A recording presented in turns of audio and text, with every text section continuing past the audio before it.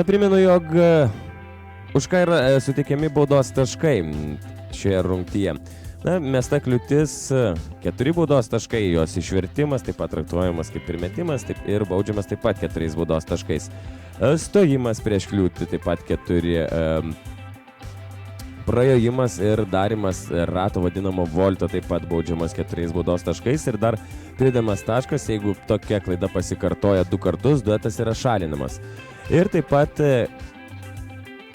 viršyta laiko norma visada yra baudžiama, tai kaip pavyzdys pirmoje fazėje turime laiko normą 48 sekundės ir kiekvienos viršytos 4 sekundės yra baudžiamos 1 baudos tašku.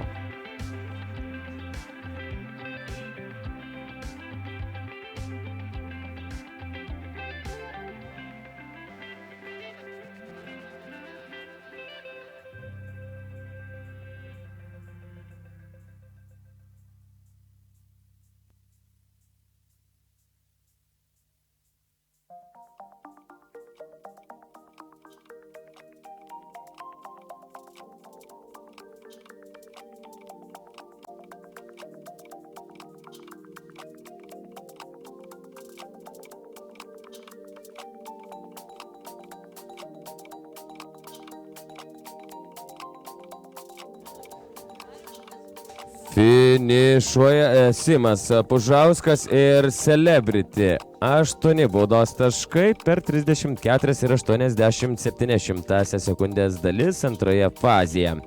Starte Raimonda Samušytė ir Vasaris.